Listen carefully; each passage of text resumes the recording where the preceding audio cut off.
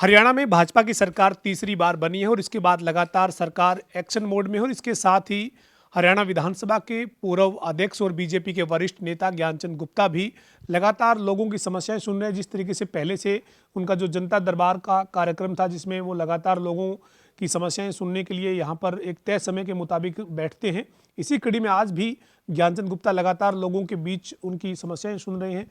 Sir, आप चुनाव हो गए, नतीजे जो है वो विपरीत रहे पंचकुला के लिए, लेकिन इसके बावजूद सरकार भाजपा की बनी है, मुख्यमंत्री एक्शन मोड में, दूसरी तरफ आप भी तमाम लोगों से मुलाकात कर रहे हैं और उनकी समस्याएं जो वो सुन रहे हैं। नहीं, देखिए, जीत हार चुनाव में होती रहती है, कोई इसका बड़ा अंतर नहीं है। लेकिन जैसा शुरू से मेरा स्वभाव रहा है कि जन समस्याओं के समाधान के लिए मैं हमेशा लोगों के बीच में रहा हूँ, और इसी प्रकार से मैंने ये तय किया कि हर सप्ताह वीरवार को जन समस्याओं के समाधान हेतु एक जनता से मिलने का, लोगों से मिलने का, कार्यकर्ताओं से मिलने का और उनकी जो समस्याएं हैं उनके समाधान के लिए मैं प्रयास करता हूं, और जहां जहां पर भी जो हेल्प हो सकती है करने का प्रयास करता हूं। बहुत सारी समस्याएं कुछ व्यक्तिगत भी होती हैं, कुछ विकास संबंधी कार्य भी रहते हैं, तो इन सभी को समस्याओं के समाधान के लिए मेरा निरंतर प्रयास बना रहता है। और मैं ये समझता हूँ कि हारने से या जीतने से नहीं, लोगों के दिलों के ऊपर किस प्रकार से आप उनके साथ रह सकते हैं, उनके सुख दुख में साथी रह सकते हैं। जहाँ तक अब 1900 वोट से हारे हैं, लेकिन 65,000 छोटा मार्जिन है, लेकिन इसके बावजूद आपने कहा कि वीरवार को आपने तय किया है कि आप इसी तरीके से लोगों से मिले, उनकी समस्याएं या उनके जो भी सुख दुख है उसमें शामिल हो। बिल्कुल। देखिए, लगभग जो 65,000 लोग जिन्होंने मुझे मत दिया, वोट दिया है, वो मुझसे एक्सपेक्ट करते हैं कि मैं उनके साथ अभी भी कंधे के साथ कंधा मिला करके खड़ा रहूं। तो ये मेरा प्रयास है कि मैं उनके साथ खड़ा हूं। चुनाव की आदर्श आचार संहिता के चलते पंचकुला विधानसभा क्षेत्र के कुछ विकास कार्य रुक गए थे, लेकिन अब वापस सड़कों की जो रिकारपेंटिंग है या फिर उनकी जो मरम्मत का काम है वो चल रहा है। तो आपने अधिकारियों को ये कहा है कि जो काम रुके थे उनको जल्द जो है पूरा किया जाए, चाहे वो फ्लाईओवर बन रहे थे या अन्य जो काम थे। निश्चित तौर पर देखिए, जो हमारे कार्य शुरू हुए हैं, बहुत सारे कार्य ऐसे हैं जो पाइपलाइन के अंदर हैं और बहुत बड़े बड़े प्रोजेक्ट हैं। जैसा अभी आपने कहा कि फ्लाईओवर की बात करें, सेक्टर 20 को जोड़ने वाला, उसका लगभग काम पूरा हो चुका है और 15-20 दिन के अंदर वो जनता के लिए खोल दिया जाएगा। इसी प्रकार से जो गांवों के अंदर कुछ सड़कें बनने की रह गई थी, वो शुरू हो गई हैं। नए 3 ट्यूबवेल जो हैं अलग अलग गांव के अंदर, उनके लिए मैंने आदेश कहा है कि भी वो ट्यूबवेल जो है वो जल्दी से जल्दी लगने चाहिए, क्योंकि लोगों ने सरकार भारतीय जनता पार्टी की बनाई है। जनता की एक्सपेक्टेशंस हैं कि ये सरकार काम कर रहे हैं, और आदरणीय हमारे मुख्यमंत्री नायब सिंह सैनी जी का हमेशा ये एम्फेसिस रहा है कि हम जनता के बीच में रह करके जन समस्याओं का समाधान करें। स्पीकर साहब, पंचकुला के विकास के साथ साथ आपने एक और प्रयास शुरू किया था जब आप विधानसभा के अध्यक्ष थे। हरियाणा का नया विधान भवन चंडीगढ़ में बने, इसको लेकर एक कवायद शुरू हुई थी। आप और पूर्व मुख्यमंत्री मनोहर लाल ने तमाम जो प्रयास किए वो अब कहाँ तक पहुँचे सर? और जो एक जानकारी मिल रही है कि ज़मीन की क्लीयरेंस हुई, उस दिन के बाद से पंजाब के तमाम राजनीतिक दल इसका विरोध कर रहे हैं सर। देखिए, मैं तो इसे बड़ा दुर्भाग्यपूर्ण मानता हूँ। ये कोई राजनीतिक मुद्दा नहीं है जिसके ऊपर पंजाब के नेताओं को, पंजाब के अलग अलग पार्टियों के नेताओं को कोई बयानबाजी करने की आवश्यकता है। एक विधानसभा की ज़रूरत को देखते हुए, हरियाणा विधानसभा की परिस्थिति को देखते हुए हमने एक प्रयास शुरू किया कि 2026 के अंदर जब परिसीमन होगा और 2029 की विधानसभा के अंदर कम से कम 115 से 125 सदस्य रहने वाले हैं। आज की जो परिस्थिति है, विधानसभा के अंदर 90 से 1 सदस्य को भी अलग से ज़्यादा बढ़ाना पड़ जाए तो वहाँ नहीं बैठ सकते।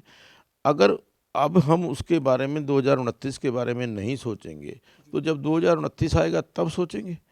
तो इसलिए ये कोई जो जगह का मामला है। दूसरा, जो पंजाब बार बार ये कह रहा है, पंजाब ने चंडीगढ़ के अंदर पुलिस का हेडक्वार्टर, बहुत बड़ी ज़मीन उन्होंने ली, हमने कभी ऑब्जेक्शन नहीं किया।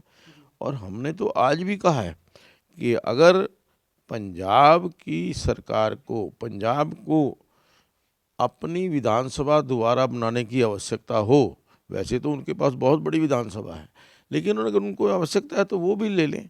लेकिन हरियाणा की जो दिक्कत है उसको देखते हुए मैं तो एक बड़े भाई को ये निवेदन भी करूंगा कि छोटे भाई का ख्याल रखते हुए जो हमारी ज़रूरत है उसको बीच में कोई अड़ंगा ना डालें और व्यर्थ में, क्योंकि ये जो विधानसभा है, आज विधानसभा की आवश्यकता जो इसलिए है, केवल 90 सीटों की बात नहीं, आज हमारे पास किसी मंत्री के पास भी कोई बैठने के लिए रूम नहीं है, किसी चेयरमैन जो हैं वो कमेटी के उनके पास रूम नहीं है। आप पूरे देश के अंदर विधानसभाओं के अंदर चले जाइए, अच्छी से अच्छी विधानसभा जो है वो वहाँ पर बनी हुई है।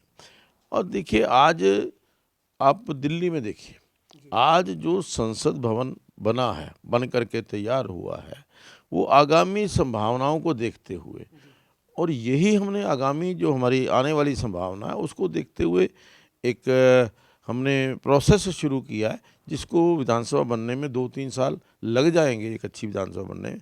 तो इसलिए अगर हम अब इसको शुरू करेंगे तो निश्चित तौर पर हम उस समय तक इसको पूरा कर पाएंगे। सर, जो प्रयास शुरू किया पंचकुला की ज़मीन चंडीगढ़ को देने का और चंडीगढ़ से चंडीगढ़ में ज़मीन लेने का, पंचकुला की जो ज़मीन की क्लीयरेंस की बात थी, आपने केंद्रीय मंत्री भूपेंद्र यादव से कई दौर की मुलाकात की। अब उस इन्वायरमेंट एंड फॉरेस्ट डिपार्टमेंट की क्लीयरेंस उस पंचकुला वाली ज़मीन को मिली है जो चंडीगढ़ को ट्रांसफ़र होनी है।